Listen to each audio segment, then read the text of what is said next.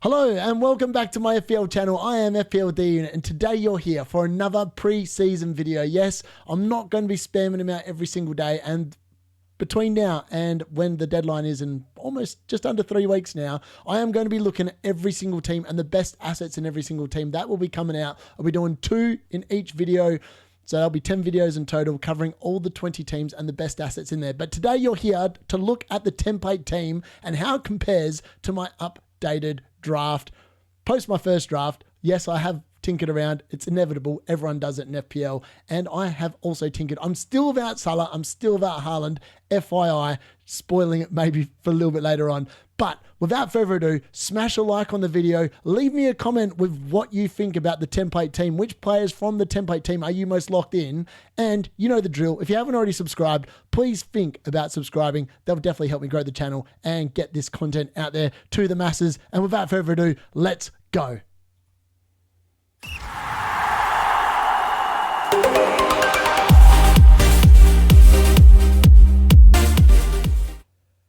Pre-season, the template team, this is what we're talking about, and I am going to be delving into the 15 most popular players, and I've literally just sat there. I've put the 2 most popular goalkeepers in, the 5 most popular defenders in, the 5 most popular midfielders in, and the 3 most popular forwards in. Now, this will inevitably change when other players get added to the game. We're still waiting for Gyökeres to get added for Arsenal, and potentially he might become part of the template. We don't know, but these are the things we need to consider. Why are these players the most popular? And for some reason, I actually have looked at some of these players and I don't understand why they're so popular. Like, I legit do not understand it at all. And I'm going to discuss them individually, which players I think are really good, which players I think you should potentially be considering for your own teams, and which players potentially you should be avoiding that might be the next Barco, that might be the next Nkunku. And I'm telling you, there's one bloke in the template team currently speaking that is definitely the next Nkunku, and I'm going to give my opinions on that. How many of these players currently are going to actively give you defensive contribution points? Now, this is plus 2 points for defensive actions. Remember, that is tackles, clearances, blocks, and interceptions for defenders. And you have ball recoveries, which need to be 12 inclusive for midfielders and forwards. How many of these players actually make the template team? I'm going to give you a hot tip. At the moment, not very many, which is surprising because I think there are far better defenders in particular that aren't in the template team that potentially should be in the template team. Then, is the template team set up for a bench boost game week 1? Now, it seems to be very popular for other content creators to go out there and saying, oh yeah, I'm thinking about a bench boost game week 1. I'm not. I'm 100% not thinking about it. My bench boost will be played between game weeks 13 and 16. I'm hotly going to be wildcarding potentially in game week 12, which is what I did last season, which is also why I had such a good start. So I'm going to consider what that looks like for a bench boost team. And then remember, separating yourself apart from certain template picks is the key to a good start in FPL. Picking the popular players, if they don't do any good, and I think some of them won't do any good, all of a sudden you could have made more points if you'd actually gone for players that aren't part of the template. And hopefully I'm going to provide you with a little bit of food for thought post the end of this video. So let's look at the template team, and these are the most popular assets across the board at the moment. It's hard to believe. Let's start with the goalkeepers. So Kelleher is the most owned goalkeeper, 32.1%, and that makes a lot of sense. Brentford have a nice start to the season in terms of their fixtures. They haven't lost any defensive players, and I think that Kelleher is an upgrade on Flecken. I don't mind this pick at all, and I can understand why. It makes a lot of sense. Raya, obviously 5.5 million. He's owned by 18.4%. So a massive drop-off between Kelleher and Raya. And I'm surprised that Raya is so popular with Arsenal's start to the season. They have Manchester United away in the opening day. I don't expect them to keep a clean sheet there. They have Leeds second game week, and then they have Liverpool away. Like, Raya is not going to be getting you save points, generally speaking. And if he's not keeping a clean sheet, I don't understand why 18.4%. Maybe it's a lot of auto-pick teams, and yes, a lot of people do auto-pick teams, so that potentially might be the case. But Raya, I just don't understand that pick. 5.5 mil for a goalkeeper that I don't expect to keep a clean sheet over the early rounds just doesn't make a lot of sense to me. Then we look at the defense. Wan-Bissaka is the most owned defender in the game. 4.5 million.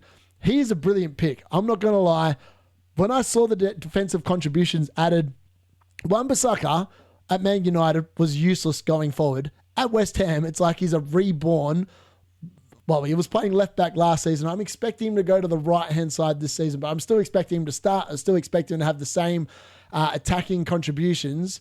And now he's got defensive contributions. He's just going to be getting more points. And for 4.5 million, I think he's a bit of a no-brainer, and looks like a lot of people also agree. Frimpong, though, I don't understand the hype. 6 million, there's obviously Bradley to contest with. He's a brand new signing, 28.9% ownership. I still can't understand why he is part of the template at the moment. And the same goes for Ait-Nouri, who comes in at 27.9%. So 6 million again for him. These guys, Ait-Nouri in particular, is a minute's risk until obviously we see what Pep's going to do with that Man City team. I'm not sure that I would be going with him. He's definitely enough. Man City's fixtures, opening fixtures, as well as Liverpool's, aren't good for defenders. These guys aren't going to be keeping clean sheets. So for that reason, I just don't understand why they are part of the template. Yes, they've got attacking returns potentially in them, and they may deliver at that even without like keeping clean sheets. But I don't think either of them are going to be part of the defensive contributions. And at 6 mil, you really want that guaranteed kind of clean sheet and potentially attacking returns as well. Otherwise, you might as well go for a 4.5 like Wan-Bissaka as far as I'm concerned. Then we look at Gabriel. He comes in at 4th in the defenders, 26.9% ownership. This dude is not going to get any defensive contribution points at all. Arsenal just aren't that kind of team. He might get it like maybe four or five times out of 38 games if he starts all 38. I don't even know if he's fit for the start of the season yet because he hasn't appeared in preseason. So why he's owned by 26.9%? Just beggars belief. The dude scored 3 goals, I think, in total last season. And he scored them all early. And then the points really dried up. People were just fascinated with Saka and Rice delivering that ball and thinking that Gabriel's going to head a goal every single game. He's not going to head a goal every single game. He averages 3 to 4 a season. Again, he's not going to be getting any defensive contribution points. Arsenal have a horrible start to the season in terms of the ability to keep clean sheets. I don't understand why he's part of the template. Then coming in at number 5, the 5th most popular defender at the moment is Konza. This makes a lot of sense. Aston Villa have an amazing first 9-10 weeks of the season where you could expect him potentially to keep some clean sheets. He's also good for defensive contribution points, and he's 4.5 mil. There is a lot to love about the Konza pick. I don't mind the Konza pick at all. That makes a lot more sense. When we go into the midfield, Salah, 57.6% ownership, 14.5 mil. He had a dire end to the season last season. Let's not kid ourselves. Post like March, he was pretty rubbish for the majority of that latter half of the season. Why you would want to waste so much of your budget on that? I'm almost 100% convinced I will not be starting with Salah in game week 1. And you can call me a fool, I might be stupid, whatever you want to call it. I just don't see the hype around this man. The start for Liverpool is not an easy start. Bournemouth at home, they have lost some of their defenders, but their forwards are still really good. He's also being surrounded by players he's never played with before. Is the chemistry going to be there from game week 1? Is it going to be there against Newcastle United in game week 2, against Arsenal in game week 3? I'm not sure. I think you can just dodge him for the first 4 weeks. People are going to sell him if he's not going to be performing, and all of a sudden you'll be able to buy him at a cheaper price. That's essentially what I'm looking at. Cole Palmer, though, 50.2% ownership. This one makes a bit more sense. Chelsea have a relatively kindish start to the season in terms of their fixtures. 10.5 million. It is still expensive. He's still a premium asset, but I think he's going to be brilliant. If he plays like he did at the Club World Cup the last few games, he's going to be starting the season on fire. He'll be the midfielder to own. Wirtz makes a lot of sense as well. His stats in the German Bundesliga last season are incredible. 8.5 million. He's like 6 million cheaper than Salah. I know he doesn't cover Salah, but maybe he will because we don't know how Salah's going to play with these new assets. That's something you have to keep in mind. 37.4% ownership. Again, Liverpool's start is difficult, which makes it tricky in terms of trying to gauge how many points he will get. The next pick, Kudos, 6.5 million, 27.9%. He is this year's Nkunku, 100%. I've sat there, I'm in the WhatsApp group. Please join the WhatsApp group. It's free for everyone. The link is in the description of this video. But I've got West Ham fans in there, and they don't rate him. And that's saying something. People are arguing that he's going to a team with a better attack. Jared Bowen is a better player than any current Tottenham player as far as I'm concerned. That's just a fact based on last season's output. probably the last couple of seasons' output. I don't rate Kudos at all. I don't understand why he's part of the template. I think people are getting conned. It's like the Nkunku bandwagon all over again, but this season it is Kudos. Then we got Rodgers, 7 million. Aston Villa's start of the season is brilliant. He is a player currently not in my own draft, but one potentially I am looking at. I don't know if it's because of the fact that he's more expensive than he was last season. Again, that might come into it why I haven't gone there, but I think he is still a very good asset. Moving into the forward line, João Pedro, 7.5 million, 60% ownership. The most owned player in the game. Who would have thought that? Club World Cup, he looked amazing those 2 games he played. But one of those games he got subbed at 57 minutes. And I think that we will see that quite a lot at Chelsea, particularly if Jackson is still staying there and Delap is definitely going to be there. There's going to be rotation there. João Pedro's playing at the number 9. People say he's going to drop into left mid, right mid. They've got Gittins. They've got Pedro Neto. They've got all these other players. He's not playing there. He's rotating up front. And I think we will get frustrated if you start with him. That's just my personal opinion. Isaac, maybe he's got such high ownership because of the fact that people think he's going to go to Liverpool. Who really knows? If he stays at Newcastle, the thing is, Isaac's always like that one game away from an injury and whatever. So for that reason, I'm not sure about him. I'm really not sure. 37%. I haven't actually thought about starting him at all. I think he's actually too expensive for my liking. And then Jared Bowen's the third most owned forward at the moment, in front of Haaland, who comes in at 4th. 20.6% ownership there, and that makes sense. West Ham have an amazing run of fixtures to start the season with. Sunderland away is great. He's even a good captaincy option in game week 1 if you aren't starting with a Salah or a Haaland draft. I just think there's a lot to love there. But that's the template team at the moment and my thoughts on it at the moment. If you bought all those players, it cost you 110 mil, so it's impossible to own. But those are the 15 most owned players in the game. So the players that I own, that I shared with the template team, these are the 6. Wan-Bissaka, who I think is unbelievably good. He is the most owned defender in the game. Like Kelleher, the most owned goalkeeper in the game. Again, I think they're really good assets. Konza as well, with Aston Villa start, I think is fantastic to own early doors as well. Cole Palmer, second most owned midfielder, and I think he's really good. Along with Wirtz, who is the third most. I have both of them in my squad of 15 currently speaking. And Jared Bowen I own as well. I think he's going to be great. People say he's a worse asset because he's playing in the forward line this season compared to the midfield. I disagree. I actually think it makes him more of a popular asset because of the fact that the forwards in general, a lot of them relied on penalties last year. Bowen didn't really rely on penalties, and he got stitched up on bonus points a lot last season because the goals weren't worth as much when he scored them in midfield, whereas they're going to be worth more when he scores them playing as a forward. So for that reason, I think he's a really good shout.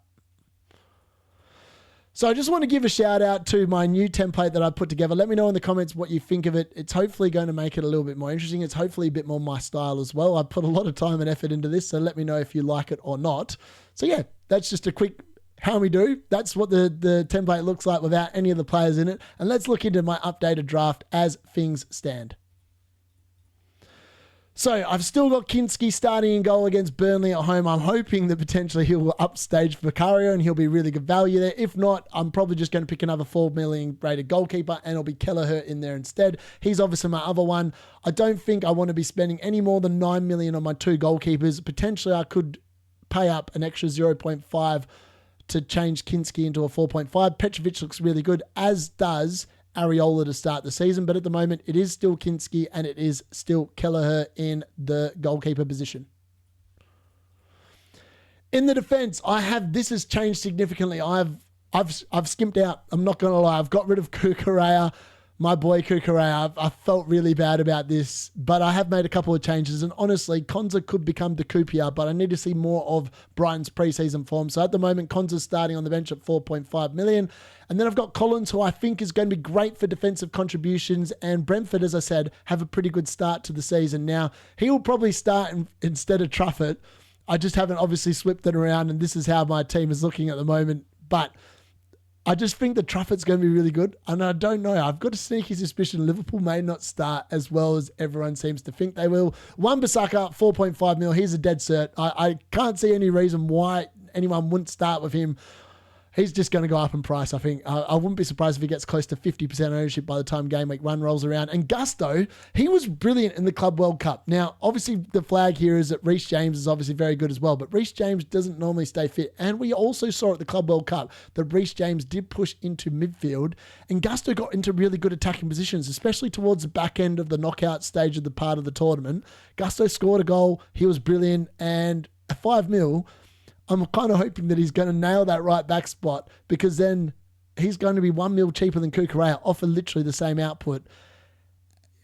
I just thought that at that Club World Cup, Gusto was more attacking than Kukurea. I don't know if that will carry into this new season, but it is one to watch. And at the moment, in order to facilitate the rest of the team, that is where I've gone with that. I'm quite happy with the defense as things stand. So then we're into the midfield, and I've gone with a 5-man premium midfield. I've gone with Wirtz, 8.5 million. It covers the Liverpool, and I want to cover all the big teams with an asset that will hopefully cover their team. I don't know if I've got the best one for each of the teams, and it might change depending on signings and prices of, like, particularly like Gyökeres for Arsenal. Saka might drop out. It might be someone else, and Gyökeres might come in the forward line. I expect him potentially to take over penalties. He's got a much better record in terms of penalties than Saka as things stand. But Wirtz, 8.5 million, it does cover that Liverpool attack, and I think potentially you pay that much money to run your team through that player. Salah is 33 years old. He is definitely going to go over that hill at some point, and it could come this season. It could come at any time. It's a bit like Van Dijk. Eventually that hill's going to come, and they're going downhill. For that reason, I think Wirtz is more than good enough to cover Liverpool, especially with the start they've got over those first 3 games in particular. Game week 4, you might save a few transfers, then swap things around then if it's going differently. But for now, I'm quite happy just starting with Wirtz. Saka, I think you need some of that Arsenal attack. And at the moment, he is the only Arsenal player I've got. I'm not interested in any of their defence for the first 3 to 4 weeks. They've got a very tough start with a lack of clean sheets. But I think Saka will be brilliant regardless of whether he's on penalties, whether he's not on penalties. I expect him probably to get the most assists in the league. And he's a great asset. 10 million comes in at a good price point. There's a lot to love. Phil Foden, this is the risky pick, but I'm still sold on it. What I saw at the Club World Cup looked like the Phil Foden of the 5 weeks I owned him when the card said to bring him in.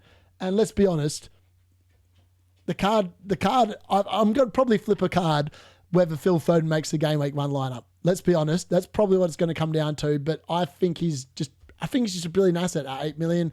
Cole Palmer is a no-brainer. The start for Chelsea, you could drop in one Enzo, but I don't really think it covers Cole Palmer. And Cole Palmer's got that explosive capability, more so than any other player in the game at the moment in the Premier League. So for that reason, Cole Palmer has to be in there. And at the moment, I've got Bruno Fernandes in. Now, it's not a nice start for Man United, but they are only playing 1 game a week, and I think that's going to aid them. And depending on how they're set up, Bruno's on penalties. He could get a lot more assists this season with better players in front of him that potentially will finish the balls, the hero balls that he plays. And he's a player that you won't have to worry about. And he's also, we saw when he did get moved in there under Amarin, got a lot of defensive contribution points over the back end of the season. I think he got like 5 or so games where he racked them up as well. So that's an extra 10 points as well. I think over the course of the season, he's probably going to rack up 20 points from defensive contributions. So again, I don't mind him. He is the new addition to the midfield. I've obviously got rid of Minte, and I've made a few changes to the forward line as well. So the forward line, I've still got Jared Bowen. I think he is the best forward in the game, particularly for the first 4 or 5 weeks. I think he's just great. 8 million, West Ham. I expect Potter hopefully to kick on in his second season. Dominic Solanke's still in here. And look, I'm not going to lie. He's probably the one most likely to become Victor Gyökeres when he signs for Arsenal. I don't know how much I trust Spurs, and I definitely don't trust Solanke after last season versus Ipswich when he was captain and he got 2 points and was just unbelievably useless. I don't think he's actually that good of a player, if I'm being brutally honest, but he is very templatey. He comes in, I think, the 5th or 6th most popular forward at the moment. Tottenham do have an amazing run of fixtures for game weeks 1 to 9, and that's the only reason why I'm probably looking at keeping him.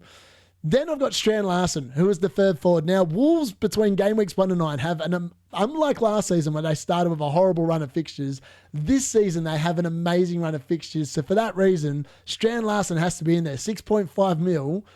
I could easily see, obviously I'm going to have benching headaches every single week. I've got so many premium assets in the forward and midfield line. trying to bench one every week. It's just literally going to be who's got the worst fixture. But it does mean the team is so well balanced. Without Salah, without Haaland, I've got chances of getting points from literally every single position on the field.